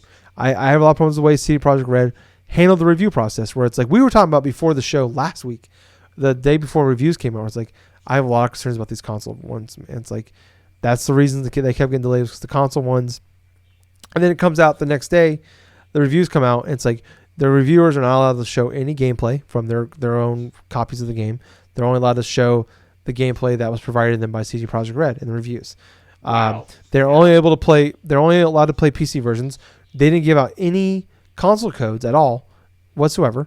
So nobody has seen a single second of console gameplay up until the game was out on Thursday, or Wednesday night. And then it just, that whole product, I'm like, when I was there, I'm like, oh, okay. Like that kind of tells you this game's going to be fucked when it comes out on console, especially, it's just nuts to me. Like people are like arguing about like, oh, well, it's a next gen game. I'm like, that's bullshit. This game was in development before PS3 and before PS4 and Xbox One even came out. They were working on this game. Like they've been working literally on this longer than the last generation. This game's been worked on, and then it comes out. Yeah, it came out the end of the generation, but this game was shown off primarily at Xbox press conferences. So this was pushed heavily on consoles, and then it comes out and it's just like it doesn't run well on the consoles. This game was supposed to come out in April, fucking April, before we had even seen the Series X, before we had even seen the PS5. Like this game was supposed to come out in April. It didn't happen.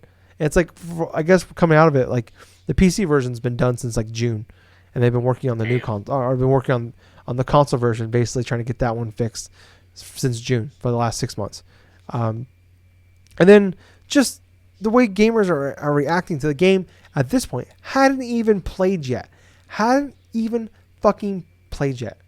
Where it's like GameSpot gave the review a 7 out of 10, which playing the game for 4 hours. Hard to argue that 7 out of 10, to be honest with you. But the backlash that this person had because of the review she gave, and like multiple videos, like someone put out a 45-minute video about how she didn't actually play the game, and they can prove it on Tuesday. The game didn't come out till Thursday night, and they on Tuesday put out a 45-minute video showing, like, I haven't watched it yet. I watched like 2 minutes of like, all right, I'm out. I can't follow you on this. It's just some bad shit, crazy conspiracy theory shit. And I'm just like, all right. But it's just like, she has played infinitely more than you have. And you're going to put out a video about how she hasn't played the game, or how she hasn't beaten the game. And I can prove it. Like, you have no facts. And just, then one woman, all she did was put out. So in the brain dance thing, like when you go into the VR thing, they do all these flashing lights at you, and they fix it in the patch now. But when you play the game on PC beforehand, they like the flashing. They had like this red. I think it's red greens from what works. The lights that flash at you are like really big issue with like people with episodes. I can't say the word epilepsy. So yeah. So my mom has epilepsy. She has seizures all the time, usually small ones, but every now and again she'll have a big one. It's kind of like earthquakes in a way, where it's like a lot of little ones, but every now and again you have a big one. And she has those. And this woman was talking, she put on, all she did was put on an article, not bashing the game in any way. And I read the article, not bashing the game in any way whatsoever. Literally as a warning to people: if you have this issue, just be warned.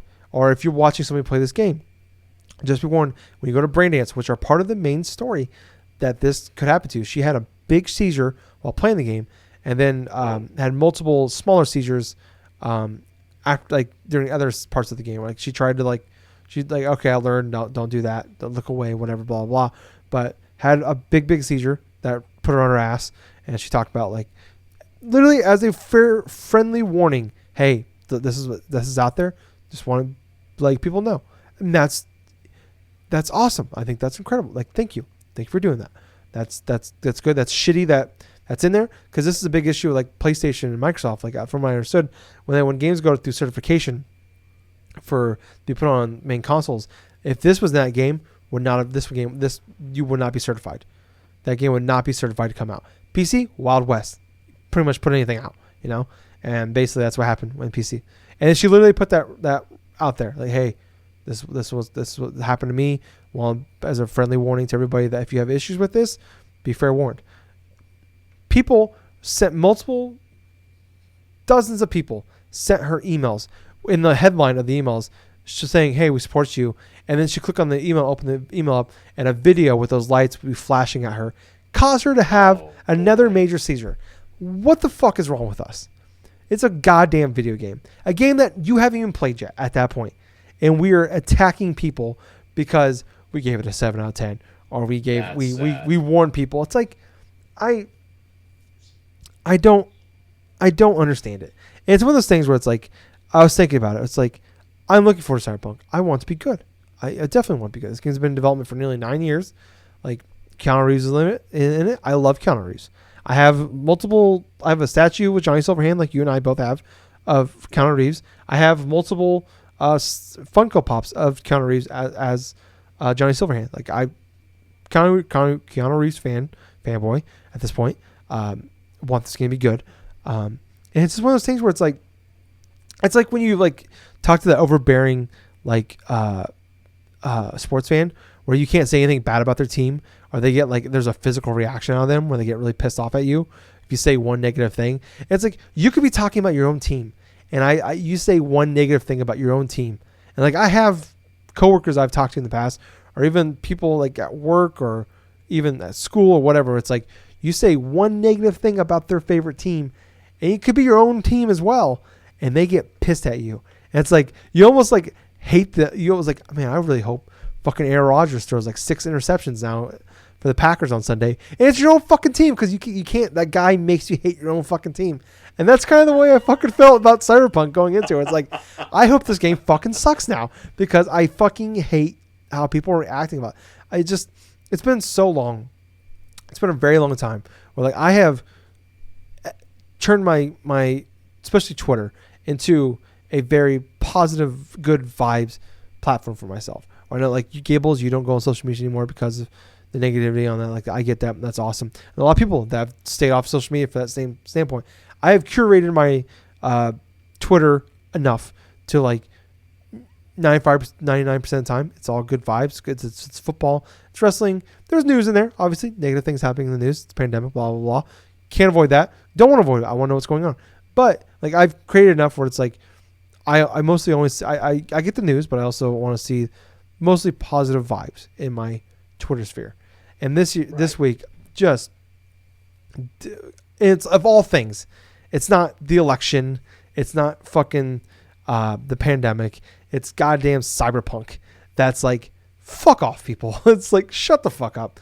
I don't know. Like, I'm like, I don't feel that way. I'm playing the game now. It's like, obviously don't want this game to be bad. I want to be good. I paid $60 for it. I have statues just sitting over here. I put a decent chunk of money into this game.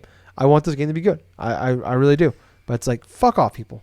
Anyways, Gables. Right, I agree with you. What was your thoughts on the game? Well, here's the thing. I agree with you in that regards. If they're going out of their way of attacking, like, a reviewer and actually triggering her seizures by sending her the same type of things, I mean, that's borderline unacceptable. That's not just borderline. It's absolutely unacceptable in that regards. Mm-hmm. You can have issues with somebody's review, like criticizing, the quality of their review, but going so far as to trigger like a health emergency, quintessentially, from that is fucking criminal. It is fucking criminal. Yeah, I agree. Now, with that out of the way, let me just say, for Cyberpunk 2077, I feel like that this game is akin to Witcher 3 and returns to what the launch state of the game is at, where Witcher 3 did have a bunch of issues in turning graphical stuff in terms of everything else in that regards when it first launched. And then eventually through patches, this thing did end up becoming better in terms of quality and also in terms of the gameplay stuff, to where now at its current form here in 2020, it is acceptable and people consider that one of their best games of the generation.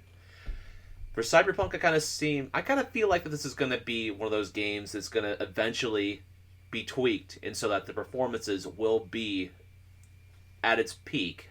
But I'm not sure if CD Projekt Red is going to go back to previous generation console hardware like the PS4 or the Xbox One in order to do these improvements.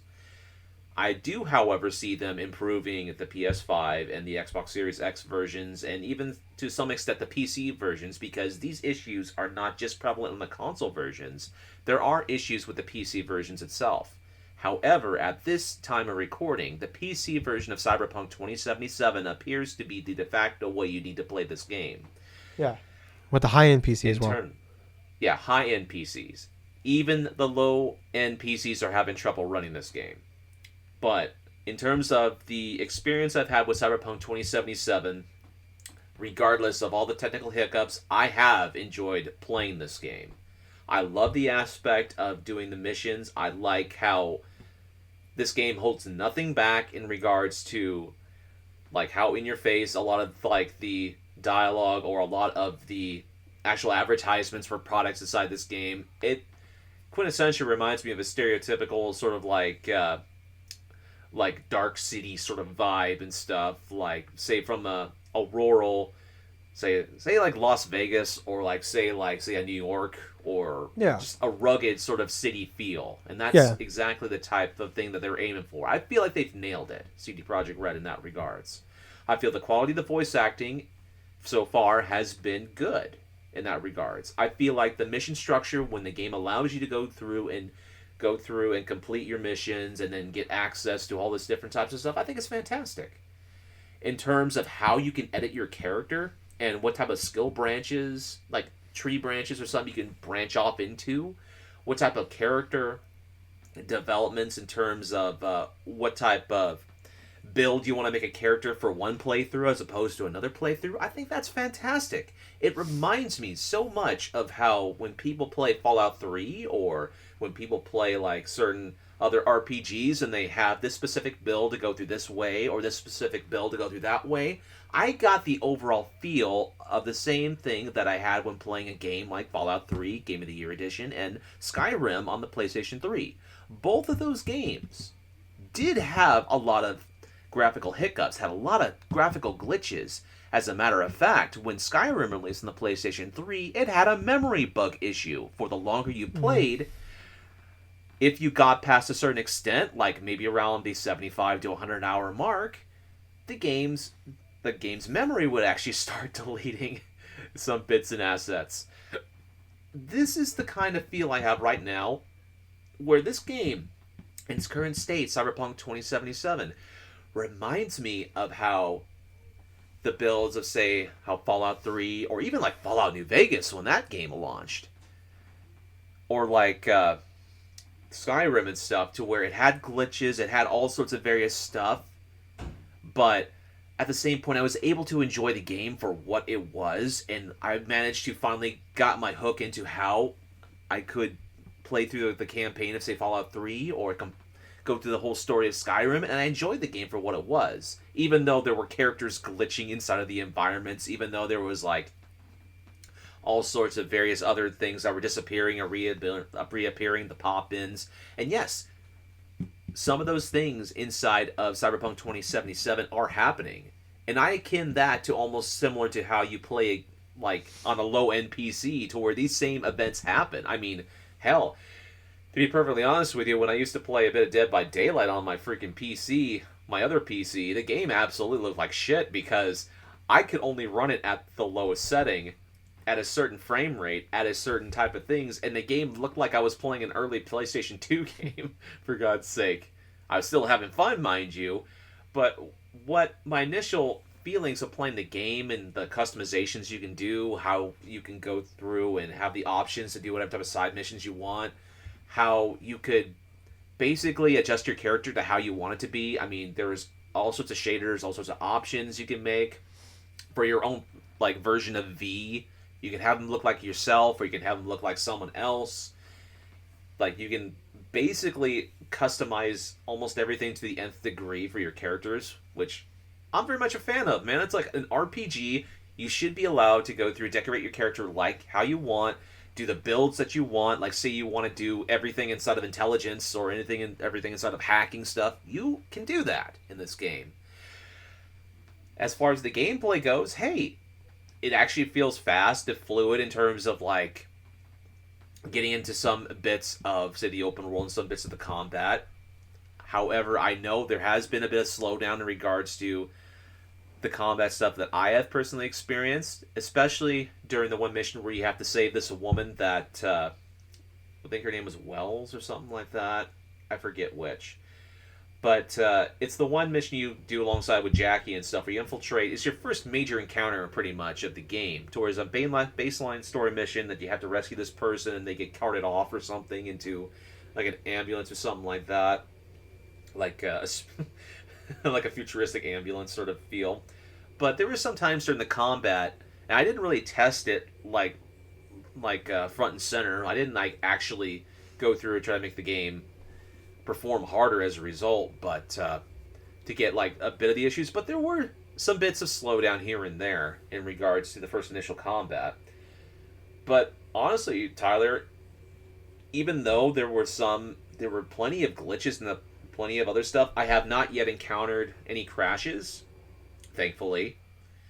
I have not yet encountered like a lot of, say, the absolute zaniness where cars are spawning in and exploding upon impact, or having like another issue to where some players have been having different like particular weird nuances or something, like you going through a window and being shot back 100 meters, or your character floating in the air or something. But I have enjoyed playing this game, even though the game is not fine-tuned yet to the quality that it should be on consoles. And I absolutely understand how people feel deceived about CyberPunk 2077, how the game was definitely not as was advertised when it was first introduced for consoles. I don't like how CD Projekt Red pretty much employed these hardcore embargo stuff that you can only show this and only can do that, because they knew full well the console versions were not in the good state that they were in. And I've also heard rumblings in regards to the development teams inside for the console ports being absolutely surprised when that game went gold, when they know full well there was a lot of issues. I also don't like the fact that the game in of itself, for its day one patch, drove that game to, I kid you not, 109.3 gigabytes. That was with the game's install, and that was with the game's patch. That was the amount of data that took up my PlayStation 4 Pro because of that stuff. So you know what I would advise is, if you're like a hardcore CD Projekt Red fan and you don't mind any of these type of graphical issues, or you understand full well that games of this type will be kind of like a toss-up, like a Wild West sort of ish type of thing, that by all means you can play Cyberpunk. But for anybody else that was just going to go ahead and pick up this game randomly off the thing because it's the new game and this stuff, I honestly would advise people to wait. Definitely wait like about maybe 3 to 4 months, especially when they are going through with their technically next-gen updates to the PS5 and Series X. Because right now on console things, on the console stability stuff, I've been hearing people recommend the Xbox Series S in that regards to play the game, because of the stability in regards to how it plays on consoles right now. But yet, if you absolutely have a high-end PC, I mean, hell, go for it. Balls to the wall, go for it. Yeah. Yeah, no, I feel like it definitely needs to, like, going back to, like, how much they're going to put into work on the PS4, Xbox One generation. Like, I feel like they have to, because that's when they advertise it for those consoles. There's not a PS5, there's not an Xbox Series X, Series S version of that game out. There's a PS4 and Xbox One version of that game out. Like, Yes. that's the game. Like, options to download the digital ones on the next gen systems. yeah. So it's like that. They definitely they better fucking go back and fix those ones. Oh no shit. I feel like it's definitely this game shouldn't be out right now. It should maybe the PC version should be out right now, and then the console one should have waited till next year. Like, I absolutely agree I'm not with you, man. blaming the workers. I'm sure it's probably this is just it's bad management. It's just I blame the management. Yeah, it's just like I feel like my opinion on this is like if this was EA or Ubisoft that put this game out, we would fucking rake them through the coals right now. Everybody would. Since it's a CD Projekt Red in that regards, this is disappointing, definitely. But we do know for a fact they do have a track record of going back and fixing the shit that they break. Yeah, we but are right now being hopeful, though, that they'll go back to the previous gen versions of these games to fix them. But I'm not sure what's going to go on. They've really kind of raked the coals of trust in regards to their consumer base. That's not exactly something I would want to be known for. It's like, oh, your games come out, they're really good, but they don't work for like a year. That's not something I want. Like, that's not something I think. As a developer, something you want to be known for is like our games come out busted as shit, but eventually they'll be good or they'll work the way they're intended to. So it's like it's just you've delayed the game 3 times already this year. It's like. When you instead of delaying it to December 10th, it should I get financial whatever blah blah. It's like their stocks have dropped. The game was sold like 20 million copies, and they made all their money back in one day. In one day they were profitable, but their stocks dropped 13% this week. Now use that money to actually fix the goddamn game. Yeah, but it's like that's my opinion though. It's like that's my argument though. Is like the game came out, made its money back, and then some after one day. But yet your stocks still went down. Like that's, hopefully this is a learning situation for them next time around. Is like Witcher 4, whatever the next CyberPunk 2078, whatever you want to call it, whatever the next thing is. It's like hopefully they learn a lesson, take the time. I understand pandemic threw everybody off, but still, you knew what you were. It's like you, especially with the reviews, you knew what you were doing. You're only giving out the best version, the finished version. And you purposely withheld that situation to get the highest review scores, to get the best clips you can put out, like 9 out of 10. This game is amazing. Blah blah. You did this on. You deceived people as best you could to get the maximized sales for everything. And also, you want to maximize sales, but also holidays. You want to get main sales out there for Christmas. Blah blah. So, yeah, I don't know. It's just, I don't know. Anyways, we're running along. We need to get out of here. We can go on this for another hour, but hopefully there was another update that came out Friday. So I've already had 3 updates since the game came out for PS5. So I'm sure we'll have more as the weeks progress. So maybe in a week or 2, things will be better. But that's our show for this week, guys. Thank you so much for listening. I was your host. I was Tyler. And I have been Colonel Gables. Until next time, everyone, have yourself a great week. Stay tuned for episode number 400 of the Drunk Dash Nerds podcast. I am fucking excited. We're going to have a good show for you.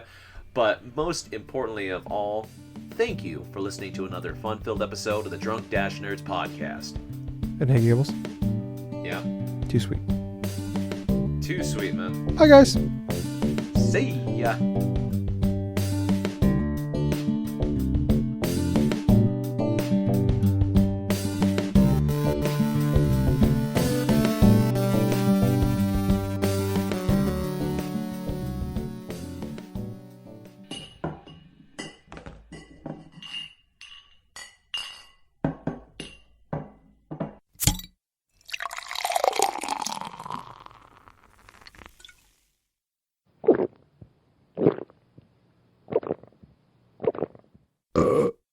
Excuse me.